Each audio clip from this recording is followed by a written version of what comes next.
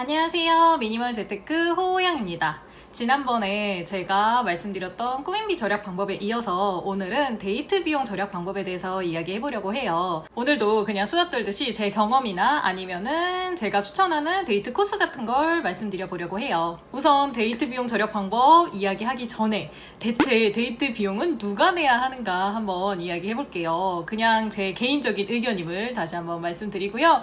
아무래도 제가 이거 영상을 기획하게 된 계기가 제 200만원 월급 관리 영상 댓글에다가 아니 그러면 데이트 비용은 다 남자 보러 내라는 거냐 이런 댓글이 달렸어요. 그래서 이 영상을 기획하게 됐는데요. 아무래도 남자분들이 내가 데이트 비용을 내지 않으면 여자들이 싫어한다 이렇게 생각하시는 분들이 있는 것 같아요. 남자분들이시라면 내가 데이트 비용을 내야 된다, 남자가 데이트 비용을 대야 된다 이런 부담을 갖지 않으셨으면 좋겠어요. 내가 만약에 경제관념 있는 여자를 만나고 싶다라고 하면은 오히려 데이트 비용을 서로 합의해서 반반씩 내거나 하는 것을 여자분들이 더 좋아할 수가 있거든요. 그러니까 경제관념 있는 여자 만나고 싶다라고 하시는 분들은 내가 데이트 비용을 내야 된다라는 부담을 갖지 않으셨으면 좋겠습니다. 데이트 통장을 만들어서 반반씩 딱 넣어가지고 데이트 비용 사용하시는 분들도 계실 텐데요. 그것도 나쁘지 않지만 저는 그냥 남편이랑 데이트할 때 뭐 남편이 밥 사면 제가 커피 사고 아니면 제가 밥 사면 남편이 커피 사고 이런 식으로 많이 했었던 것 같아요. 그리고 또 제 생각에는 좀 능력 있는 사람이 더 내는 거는 괜찮지도 않을까. 뭐 능력 있는 사람이 꼭 남자일 필요는 없잖아요. 제가 졸업하고 나서 제 친구는 취업을 하고 제 친구 남자친구는 아직 대학을 다니고 있어가지고 그 친구가 데이트할 때는 친구가 더 많은 돈을 내고 있다고 했거든요. 여자친구가. 그런 경우도 있을 수 있기 때문에 이 커플의 상황에 따라서 좀 더 능력 있는 사람이 더 내는 거는 가능하지 않을까라고 저는 생각을 하고 있습니다. 그럼 이제 데이트 비용 절약 방법 한번 이야기해 볼게요. 제일 중요한 첫 번째는 무엇이냐면 바로 하루 데이트 예산을 정하는 겁니다. 한 달 단위도 나쁘진 않지만 저는 하루 단위 예산을 정하는 게 굉장히 좋다고 생각을 해요. 주말에 데이트를 한다고 하면 주중에 이제 돈을 얼만큼 사용했을지 모르잖아요. 그래서 주말에 얼마만큼 예산이 남아있을지 알 수가 없기 때문에 그날 오늘 어느 정도 쓸지 이 예상을 해서 그 예산 안에서 재밌는 데이트 코스를 짜서 데이트하는 게 좋다고 생각을 합니다. 서로 부담스럽지 않은 금액을 솔직하게 이야기하는 게 가장 중요합니다. 뭐 내가 더 찌질해 보이는 거 아닐까 아니면 내가 더 돈 없는 것처럼 보이지 않을까 내가 쪼잔한 것처럼 보이지 않을까 이런 걱정하지 말고 그냥 서로 허심탄회하게 얘기하는 시간이 필요하다고 생각을 해요. 뭐 연애 초반부터 그러기 쉽지는 않을 수도 있는데 연애가 한 100일 이상 지속되고 나서는 충분히 이야기할 수 있다고 생각을 합니다. 또 이렇게 하루 예산을 정해놓으면 그 주에 뭐 소소한 보너스가 들어오거나 아니면은 뭐 중고 거래를 해서 돈이 좀 생기거나 아니면은 뭐 또 이벤트에 당첨돼서 무료 쿠폰이 생겨가지고 돈이 좀 남거나 하면 평소보다 많은 예산으로 어떤 재미있는 데이트를 할까 고민하는 것도 굉장히 즐거움이 될 수 있다고 생각을 해요. 이렇게 하루 예산 없이 그냥 되는 대로 막 데이트를 했을 때는 예산이 늘어나는 것도 느끼질 못하거든요. 그러면 예산이 늘어난 기쁨을 느낄 수가 없습니다. 그 다음 데이트 비용을 절약하기 위해서 제가 하는 방법 두 번째는 무엇이냐면 선택과 집중을 하는 거예요. 뭐 예를 들면 나는 외식하는 건 정말 좋아한다. 다른 건 몰라도 외식은 진짜 맛있는 맛집 아니면 비싼 레스토랑에 가야 되겠다 라고 하면 커플이 정한 예산 안에서 외식 비용만큼은 좀 비율을 높게 잡아놓는 거예요. 그래서 밥은 맛있는 거 비싼 거 먹고 커피를 싼 걸 마신다거나 아니면 영화를 안 보고 음식만 맛있는 거 먹고 많이 걷는다거나 이런 식으로 조절을 하는 거죠.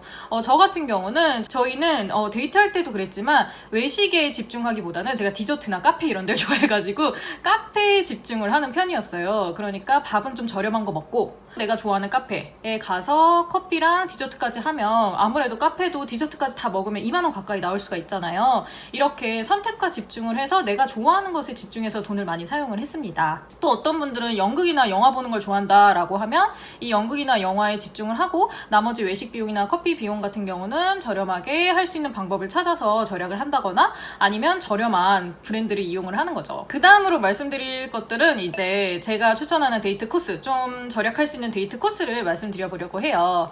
우선 첫 번째는 많이 걸을 수 있는 곳입니다. 제가 진짜 예전에도 많이 추천을 해드렸던 부분인데요. 저는 연애할 때도 좀 많이 걷는 데이트를 좋아했어요. 그래서 쇼핑몰이나 이런 데를 많이 가기보다는 북촌, 서촌, 뭐 삼청동 아니면 그냥 경복궁 둘레를 다 돌아도 되고 덕수궁 근처를 돌아도 되고 이런 식으로 많이 걸을 수 있는 곳에서 데이트를 했습니다. 이건 연애 초반일수록 잘 먹히는 데이트 비용 절약 방법이에요. 연애 초반에는 아무리 많이 걸어도 힘든 거 이런 거 잘 못 느끼잖아요. 아무리 덥거나 춥거나 해도 지루함 모르고 계속 걷게 되고 연애 초반에는 충분히 가능한 데이트라고 생각을 합니다. 그래서 광화문도 굉장히 많이 갔었던 것 같아요. 광화문도 한 바퀴 그냥 광장만 돌아도 굉장히 시간이 오래 걸리고 광화문에서 시청까지 걸어가는 길도 나쁘지 않거든요. 그래서 같이 대화하면서 걷기도 하고 또 광화문에서 시작해서 그냥 청계천까지 계속 걷기도 하고 정말 많이 걸어 다녔었던 것 같아요. 그래서 저희는 광화문에 굉장히 추억이 많습니다. 너무 춥거나 더울 때는 쇼핑몰에 가서 많이 걷기도 하는데요. 아이 쇼핑을 하면서 이제 걷기도 하는 거죠. 그런데 이 쇼핑몰에서 많이 걷는 것은